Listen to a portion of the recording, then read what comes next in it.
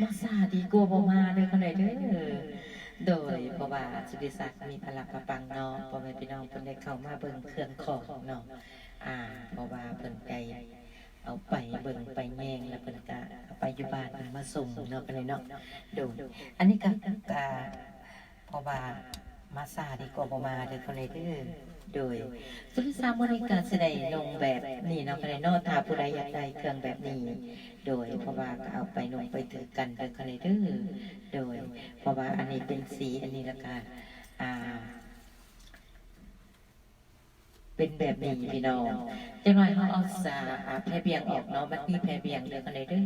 ประยุกต์เนาะคนใดเนาะโดยอันนี้ก็สุริสามาซาเนาะคนใดเนาะมาซากับเพื่อว่าแม่ปทุมมา โดยมาซาเพราะว่าพี่น้องเพิ่นเข้ามาเบิ่งเครื่องเบิ่งของเนาะคนใดเนาะเพราะว่าเพิ่นได้มาสนับสนุนได้ช่วยจูนกันเนาะคนใดเนาะเราเฮ็ดเราได้เราใส่เราเจริญเด้อคนใดเด้อสุริสาก็ขอขอบอกขอบใจเพิ่นที่ว่ามาสนับสนุนสุริสาก็มโนธรรมผู้หนึ่งเด้อคนใดเด้อสวยไว้วาสนาเนาะคนใดเนาะโอ้ยสวยแท้สวยว่าสวยลูกสวยหลานทางเมืองลาวเฮาเนาะอันนี้ก็ขอขอบอกขอบใจที่ว่าได้มาสวยกันเนาะคนใดเนาะสุริสาก็มีอันสิ่งงามๆจบดีๆมาตอนพ่อแม่พี่น้องมาเลือกมาเบิ่งมาจับมาบ่ายเด้อคนใดเด้อมาจับมาบ่ายเบิ่ง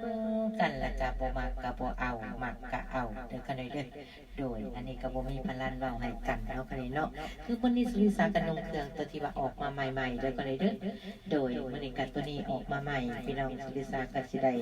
เอามานุ่งมาโชว์ให้พ่อแม่พี่น้องเบิ่งคือกันเนาะคนใดเนาะว่าสุริสานุ่งเป็นแนวใดงามแท้ว่าซั่นข่อยเอามานุ่งก็สิงามคือกันเด้อคนใดเด้อพ่อแม่พี่น้องเอาไปนุ่งก็งามที่ว่าสุริสาเป็นสิได้ตัดเป็นแฟชั่นก็ต้องได้งามเนาะบ่แม่นที่ว่าวันใดวันตัดเด้อคนใดเด้อตัดให้มันมาถึงอกถึงใจพ่อแม่พี่น้องหมดทุกผู้ทุกคนก็ขอขอบใจนำที่ว่าเพิ่นมาเข้ามาสนับสนุนทั้งวาสนา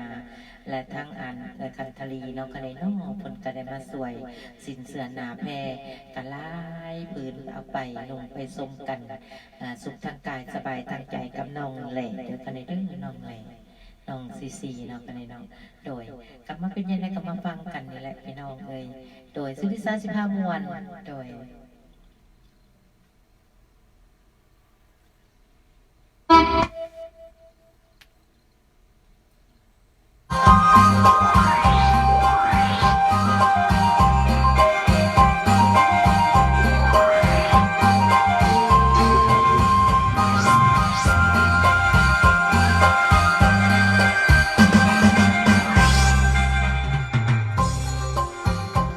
สบายดีแล้วก็ในเด้อผู้ใดเข้ามาก็ได้เนาะโดยสิอ่านเลยเนาะคนใดเนาะเข้ามาพี่น้องสุธิสากลับมาหากันอีกบ่ได้สองสาวดาวข้างฟ้าสุธิสาปริญญาและสนาภาบุญล้อมพี่กุลศรีแล้วแต่พ่อบักคำนั้นเดี๋ยวแล้วแต่พ่อบักคำศิลปินนักห้องหมอลำเสียงดีขวัญใจสองฝั่งของเซิร์นจับจองของตอนของฝากจากผลงานการสั่งสรรค์ที่การกองออกมาจากหัวใจในรูปแบบวีซีดีและดีวีดีมีทั้งเพลงทั้งล่ำมากหมายหลายสุดพิเศษสุดยังมีหูปเงาเรื่องสาวเล่าบ้านนอกสอบหาสื่อผลงานของสองสาวดาวข้างฟ้าสุธิสาปริญญาและสนาภาบุญล้อมที่คุณศรีสอบถามตามแผงได้ทุกแห่งเด้อมือนี่โดย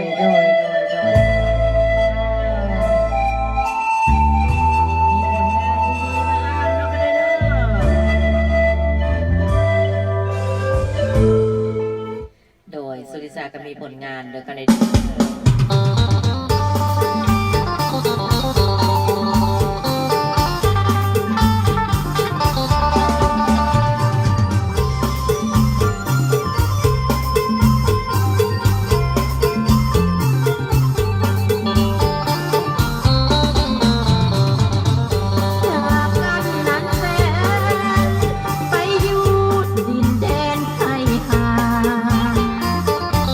จากมาอีกครั้ง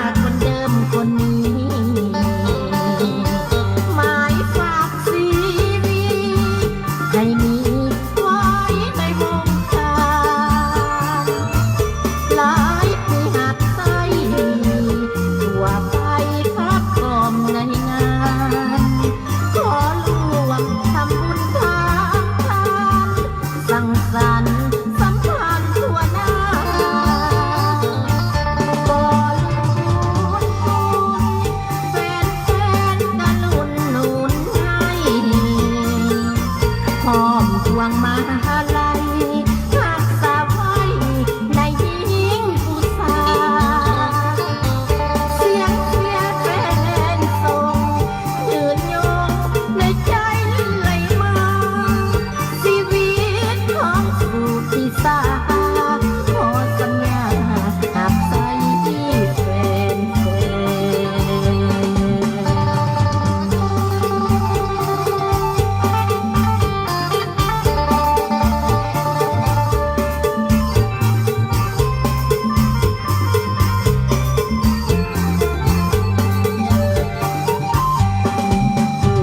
ี่สาปริญญาคนเดิมคนนี้หมายฝากชีวิตให้มีไว้ในวงการหลายปีหักใจหัวไปคับกอมในงานขอรวมทำบุญทานทานสังสรรค์สัมพันธ์ทั่วหน้าบอนคุณแฟนๆกันหนุนให้พร้อมควงมาลัยรักษาไว้ในยิ่งอุตสาห์เสียงเชียร์แฟนส่งยืนยงในใจเรื่อยมา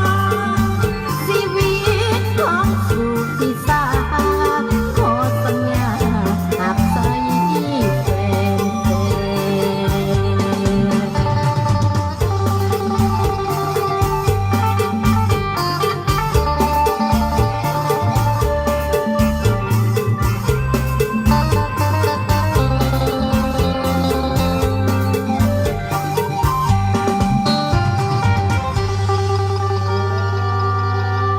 ห้ามใส่พ่อแม่พี่น้องตลอดมาเนาะคะแนนเนาะบ่ได้ไปใส่เนาะคะแนนเด้อ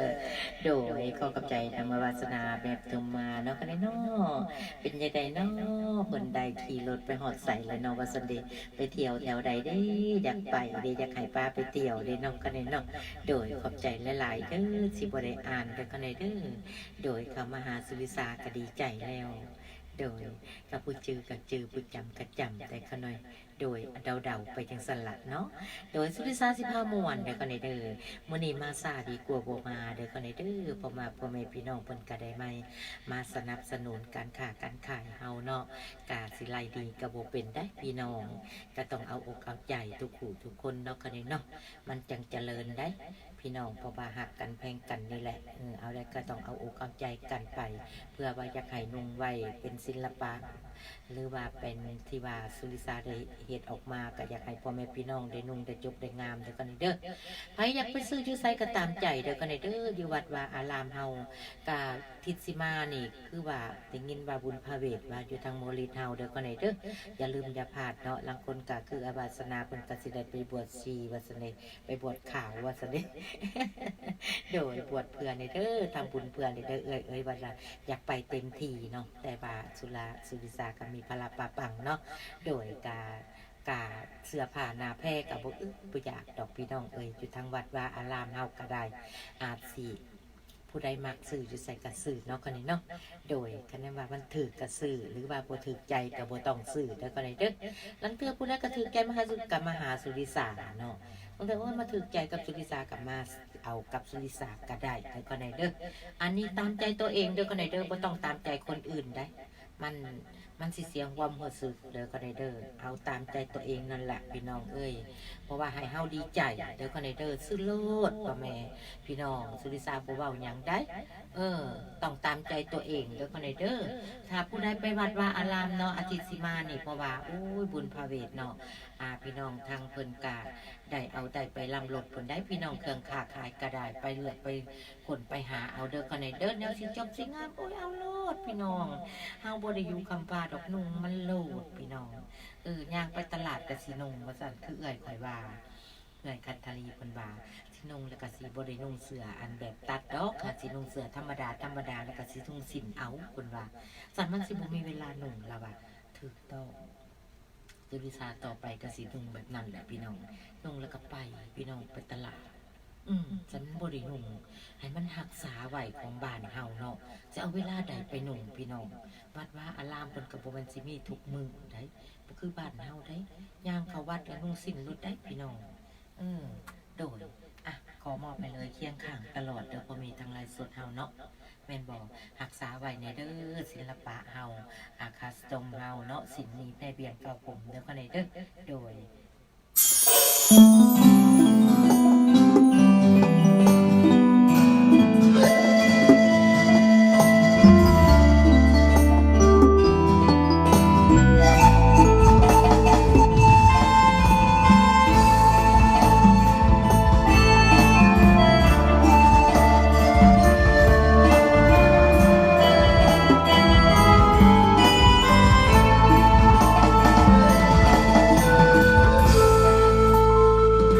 เห็นอายซึมเศร้านั่งเหงาอยู่เดียวดายหมดสิ้นกำลังใจ มีภัยเขาทำให้หมุนเหมือนคนอกหักฝังในหักให้สับสนเห็นอายน้ำตาล้นอยากเป็นคนมาคอยปลอบใจ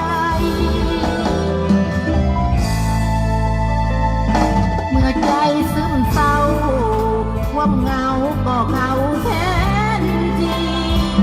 ความสุขเคยมีนับพันจะเลือนจางหายโยมในอดีตเหมือนคมมีดมากรีดหัวใจสร้างฝันและก้าวไปฝากเตือนใจให้อายสู่ต่อ เคียงข้างเคียงอ้ายด้วยหัวใจหักปัญหาอุปสรรคปล่อยวางทุกอย่างอย่าท้อล้มแล้วลุกไหมกำลังใจให้หนักแน่นพอสิ่งเดียวที่ขอถึงขอ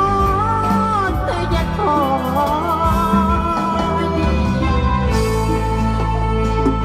ส่วนหนึ่งของใจจะอยู่เคียงอ้ายตลอดถึงชีวิตจะดับหมดความจริงเป็นสิ่งรอคอยจะเดินเคียงทางอยู่เส้นทางที่หวังเลิศลอยท้อแต่จะถอยหัวใจดวงน้อยยังคอยห่วงใย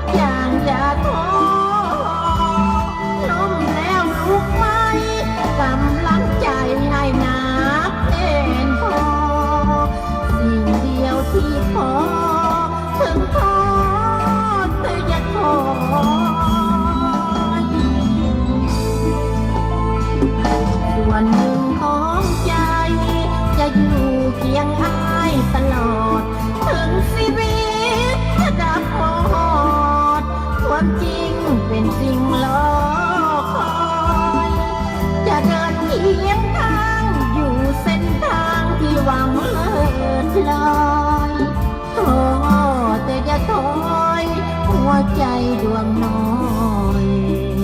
ยังคอยห่วงใย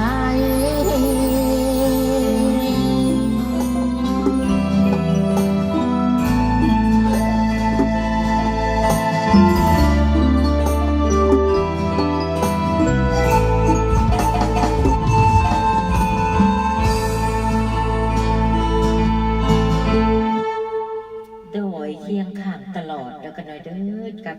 พี่น้องทางแฟนเพลงเฮาเนาะก็ได้เนาะพี่น้องทางหลายโซนเฮาที่ว่าสุริสาบ่ไปใส่ดอกว่าซั่นบ่ไปอีกแล้วว่าซั่น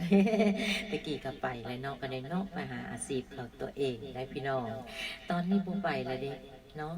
มันหมดแล้วเด้ว่าซั่นเด้หมดยุคแล้ว เมื่อยเลยพี่น้องให้ทางพี่น้องทางเพิ่นที่ว่าเฮ็ดถาเนาะ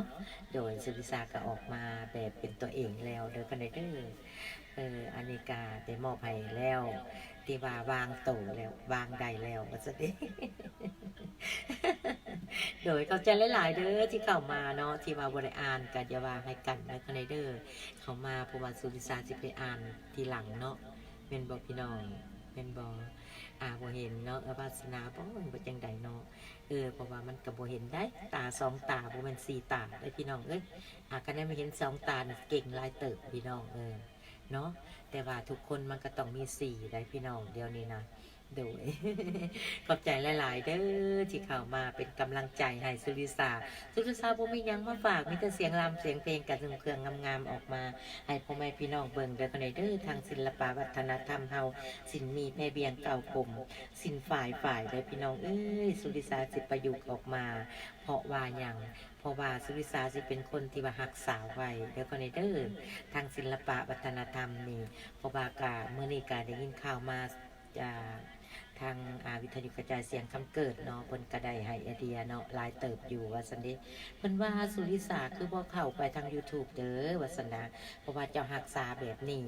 เจ้าดีหลายได้เพราะว่าหลายคนอยากเบิ่งอยากเห็นอยากฮู้เด้อว่าซั่นเด้โดยอันนี้ก็สุริสาก็สิได้เตรียมพร้อมคือกันเด้อกันเด้อขอบใจนำคำเกิดเนาะอันนี้เนาะที่ว่าฮู้น้องฮู้1ฮู้2เนาะหมู่คู่กันก็ได้บอกกันได้ว่ากันไปเด้อกันเด้ออันนี้มันก็สุริสานี่ก็โอ้ยมีแต่ตัวคนเดียวพี่น้องจากไปสิมาสวยว่าซั่นนะโดยกันว่าคำเกิดสิสวยเพิ่นก็อยู่ใกล้กระเดียกระดอเนาะกันนี่เนาะโดยเพิ่นก็อยากสวยสิสุริสาเต็มที่ได้พี่น้องพี่น้องเพราะว่าสุริสานี่ก็มีเป็นผลงานของพี่น้องประชาชนเฮาเนาะที่ว่าทางอยู่ต่างรัฐต่างเมืองสหรัฐอเมริกาเฮาได้รักษาไว้ทางศิลปวัฒนธรรมไว้การนุ่งสินมีแม่เบียงเก่าผมบ่มีไผแต่มาเฮ็ดคือเจ้าดอกสุริสาที่ว่าซั่นเด้ประโมทเพลงตัวเองพี่น้องโดยคณะสุริสาสิเฮ็ดไปกะสิได้เข้าทาง YouTube เนาะก็ได้เนาะโดยกะสิได้หาผู้ใดผู้หนึ่งได้สวยเนาะอันใดก็สุริสาอันใดก็สุริสาก็บ่จักแนวสิเฮ็ดเนาะก็ได้เนาะโดยกะอันนี้ก็ดีคือกันก็คิดอยู่หลายเติบอยากเอาเขาทาง YouTube พี่น้องเห็นทั่วโลกเด้อก็ได้เด้อแล้วก็ได้รักษาไว้ทั่วคณะทาง Facebook ก็เห็นไปแล้วก็ออกไปเนาะก็ได้มันก็ออกไปถ้าผู้ใดอยากเห็นสุริสาก็เข้าไป YouTube เลยบัดนี้นะโดยแต่สิว่าจังสั่นแหละวันนี้นะสิรักษาได้เห็นบอลร้านน้อยเพิ่นเข้ามานะร้านน้อยเพิ่นเข้ามาเพิ่นก็ได้ถ่ายเรื่องกุมารน้อย ใส่สดเดียวนะฮักอันนี้แหละเพิ่นว่ามะเขือหำมามันบ่หล่นไก่กบเลยพี่น้องพี่น้องเข้าไปก็จิกจักได้พี่น้องหลานสุริสาเป็นจังสั่นตัวแม่เพิ่นก็เป็นตัวแม่เพิ่นก็เคยเป็นนางสังขารได้แต่ยังน้อยก็ได้เกิดมาลูกมาเกิดมาเป็นลูกก็เป็นคือเก่าพี่น้องมักนุ่งเมื่อเลยพี่น้องสุดนั่นมักหลายว่าซั่นนี่เพิ่นว่าขอมอบให้พ่อแม่พี่น้องเนาะตอนนี้เนาะโดยหลังจากเพลงนี้ก็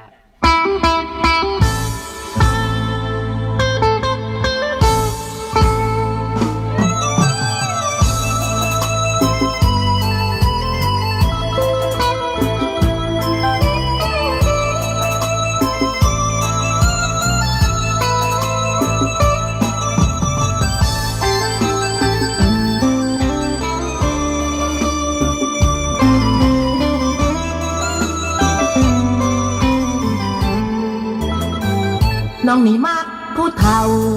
เว้ามากคอยบ่อยากอายผู้เฒ่านั้นมีเงินหลายเป็นที่หมายตาผู้สาวบ่มีความหล่อแต่ขอมีเงินก็เอาบ่คือผู้บ่าวความหล่อมันกินบ่ได้ผู้สาวรุ่นใหม่เดี๋ยวนี้เขาใส่เงินหลายน้องอยากสบาย เลยมามักกับผู้เฒ่าเป็นตัวอวดกันบ่ต้องย่านผู้ใดสิเว้าผู้เฒ่าบ่คือผู้เบาเขาเว้าหักใครลงทุ่งกะสร้างหัวลานน้องกะว่าลอเขาสัมยีพอคนน้องกะบ่ตีขอให้มีเงินอยากได้หยังก็ได้ทันทีทุกยากบนนี้ใจดีมีเงินให้ใส่น้องนี่มักผู้เฒ่ามันเล่าใจกว่าผู้เบาถือใจสาวๆซื้อรถซื้อคำให้ใส่หัวงอกกระซ้างขอให้ใส่คำเส้นใยอยากได้หยังซื้อให้พระทองตามใจให้อายทุกอย่าง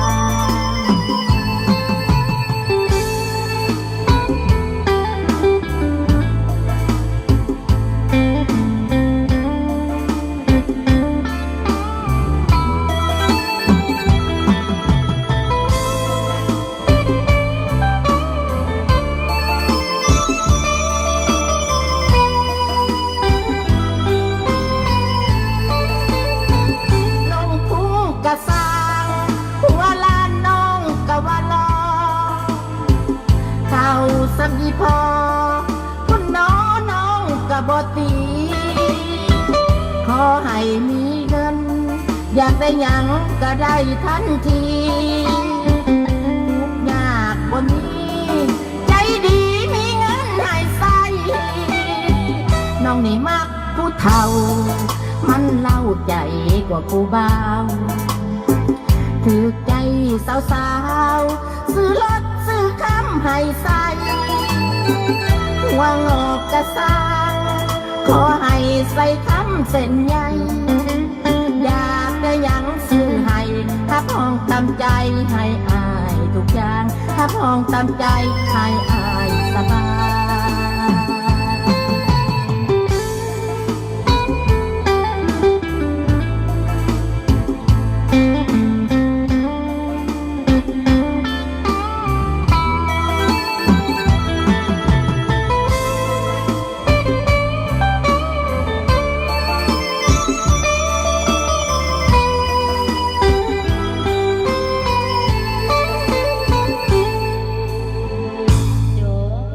ขอบใจเรากำเกิดเราเป็นมาเลยเด้เป็นมาเลยเด้อันนี้ทางวิทยุกระจายเสียงกองพวกเงากำเกิดเป็นการได้เป็นมีเป็นได้มาแล้วเป็นก็ได้เข้ามาเนาะคณะเป็นผู้ยากผู้ทราบเป็นจะเข้ามาได้พี่น้องบ่มีพลันวายกันเนาะแต่ว่าไปใส่มาใส่กระตามแล้วแต่เนาะก็ยังคิดฮอดคิดถึงกันคือเก่าเป็นว่าแต่ว่ามันยากก็คือมันยากได้สุริศาว่าสั่นโดยบ่เป็นอย่างเนาะก็ได้เนาะความยากความซามันก็ติดโตของไผของเราไปแต่ว่าต่างกันเนาะก็ได้เนาะโดยอันนี้เป็นว่าสุขทางกายสบายทางใจแล้วก็ในเด้อเข้ามาหาสุริศาทุกกายสบายใจเนาะยินดีที่คอยเป็นคอยหักในสิ่งที่คอยเป็นยินดีเท่าที่เฮาเฮ็ดได้พอใจเท่าที่เฮาเป็นเฮาชีวิตเฮาก็มีความสุขใดพี่น้องบนบาอัน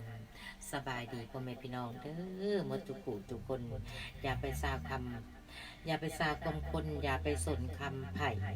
ยินดีที่สิ่งที่เฮาได้เดี๋ยวกันเด้อพอใจเท่าที่เฮามีเดากันเนาะโดยกะอันนี้ก็เป็นสิ่งอันดีเพิ่นว่าไก่งามย้อนคนงามพอแต่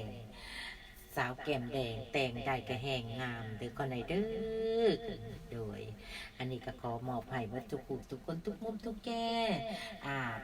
พี่น้องทางประเทศลาวเพิ่นก็บ่ทันได้เข้ามาบ่ว่าจังใดคือเข้ามาแล้วบ่เนาะจังใดพี่น้องแสงสวรรณเขตพี่น้องเซโนได้คนไหนเด้อเข้ามาแล้วบ่ทางพุ่นแหละแคลิฟอร์เนียเพิ่นก็บ่ทันเข้ามาว่าซั่นเดอีเซียวก็ได้ว่าซั่นเด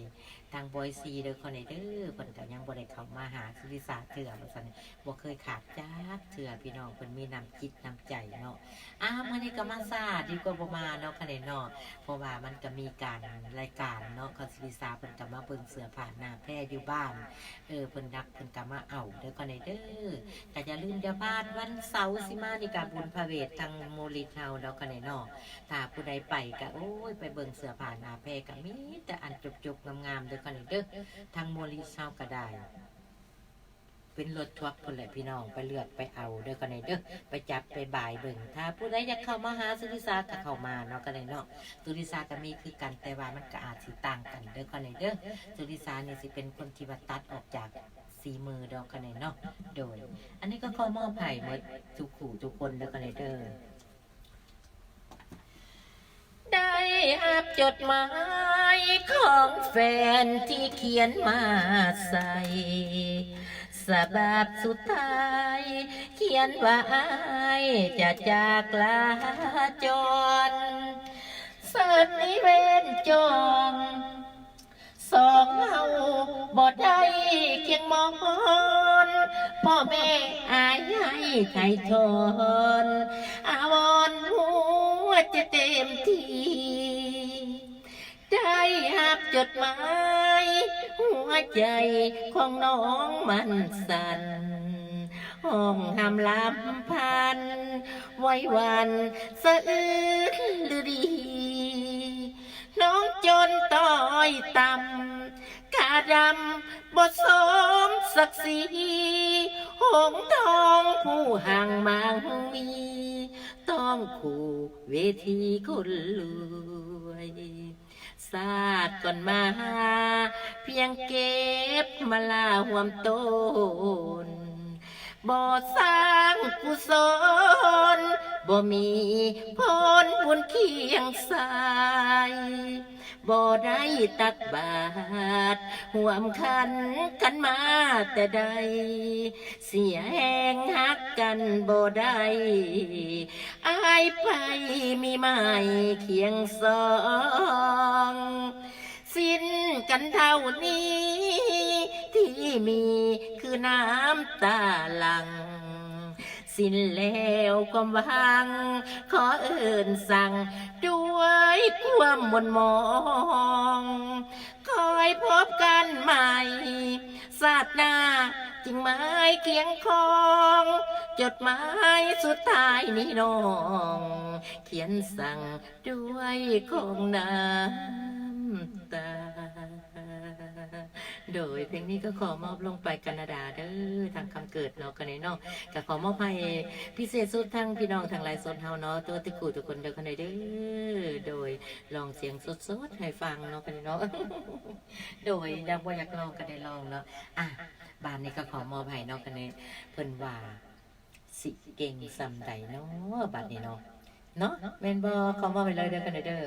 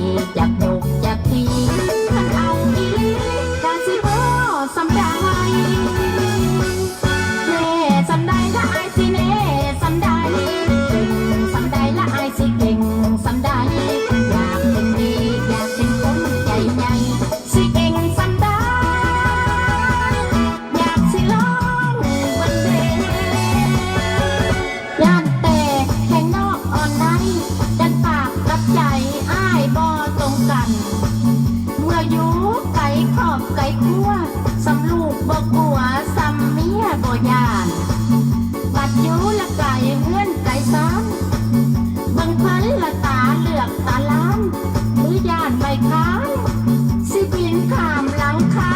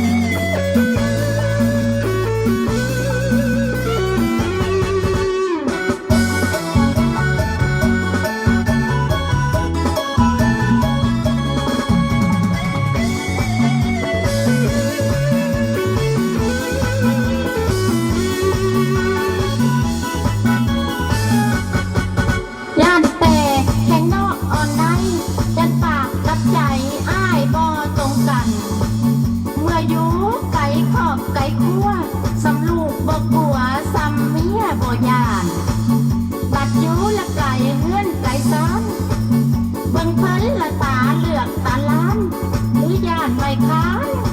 สิบินข้ามหลังคา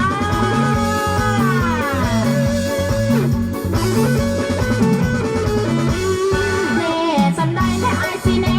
สำใดเก่งสำใดและอายสิเก่งสำใดอยากเป็นดีอยากเป็นคนใจใหญ่สิเก่งสำใดอยากสิลองวันเดคันเน่มาแม่อายเอ้ยเป็นหยังเสยละเลยอยู่ได้สักซาสิบ่ทันเขาคนอื่นอาจเมาเอาก่อนเด้ออายวัยรุ่นมีแต่ผู้ไวไปหากอายเผลอหน่อยเดียวบ่ได้อายอยากเสียใจหากอายบัวลังเล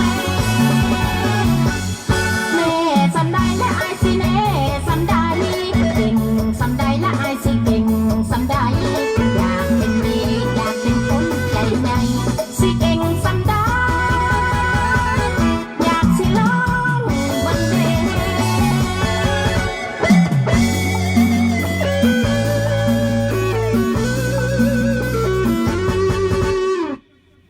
คือว่าเก่งแท้ว่ะเก่งแท้เก่งบ่าเนาะกำเกิดเนาะโดย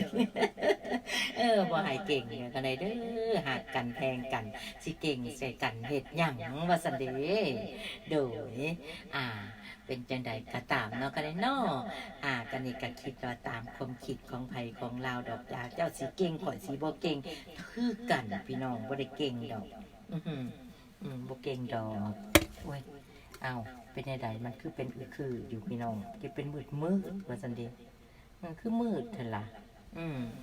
สุริสาเป็นมืดใดเพราะว่าคือสิเป็นสายตาเนาะกันนี้เนาะไฟมันหลายแล้วกันเด้อโดยอันนี้ก็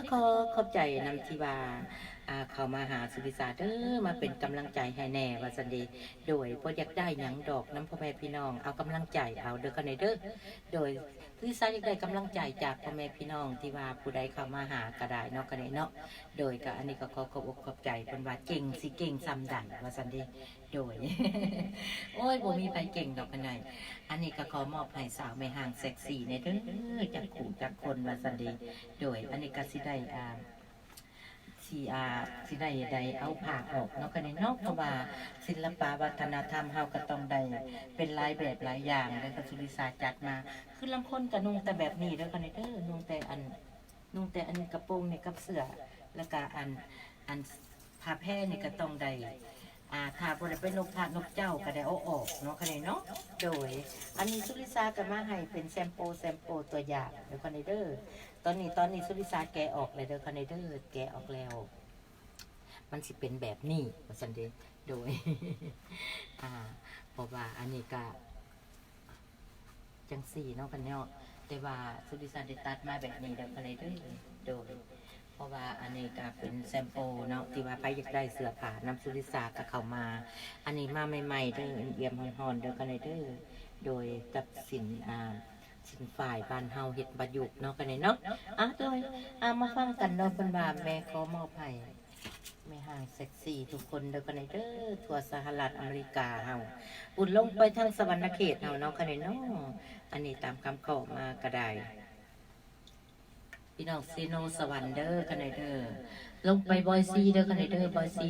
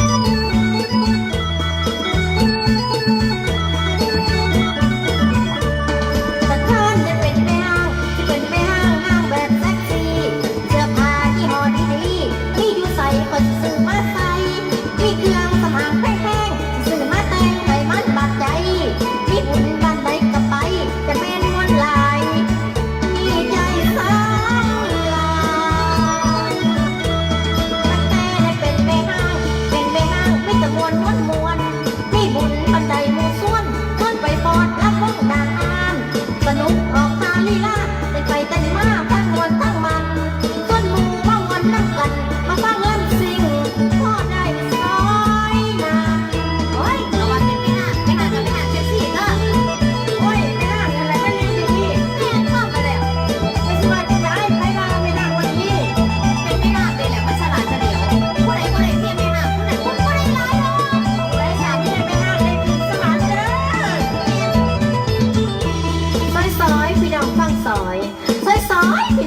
ซอยนกจิบหน่อยบินข้ามกกข้างไผใหญ่ไม่ห่างปานได้ขึ้นสวรรค์พุ่นเด้อ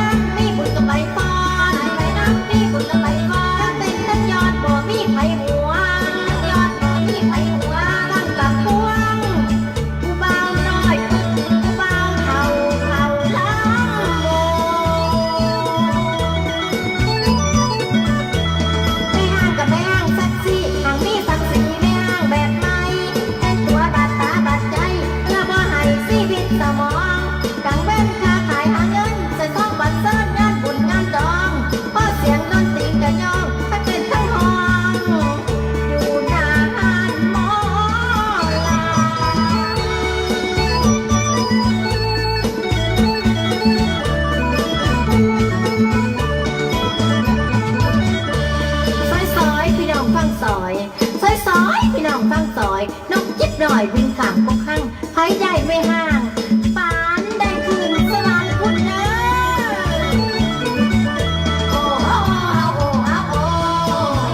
โอ้โอ้คนทะเลาะเป็นแม่ห้างแซ็กซี่คนทะเลาะเป็นแม่ห้างแซ็กซี่อยากหน้าที่เฮ็ดเวียกงานทำอยากหน้าที่เฮ็ดเวียกงานทำหายไปนั่งมีบุญกับใบปอนหายไปนั่งมีบุญกับใบปอนเต้นเต้นยอดบ่มีไผหัวไผหัวกับพวงผู้เบาน้อยผู้เบาเท่าล้างโมไม่ห่างกับแม่ห่างสักซี่ห่างมีสักสีไม่ห่างแบบใหม่แต่งตัวบาดตาบาดใจเพื่อบ่ให้ชีวิตสมองกังเว้นค้าขายหาเงินจะต้องบัดเซิร์นงานบุญงานดองเพราะเสียงดนตรีกระยองทั้งเต้นทั้งห้องอยู่หน้าห้านหมอลาขอขอบใจแฟนๆทุกท่านจะมีช่วยสนับสนุนสื่อเพลงสุดใหม่ของสุริสาในเดือนพี่น้อง